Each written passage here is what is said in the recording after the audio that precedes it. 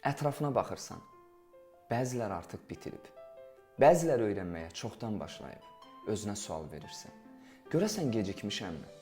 Cavabında isə mən hələ yolda olanda digərləri finişə çatıb deyə bilərsən. Amma unutma, bu bir yarış deyil.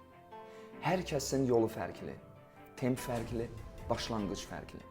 Bəziləri 18 yaşında universitetə qəbul olur. Bəziləri 28-də həyatını dəyişir. Bəziləri ilk dəfədən qalib olur. Bəziləri 5-ci cəhddən tarix yazır. Əsas olan budur. Sən dayanma.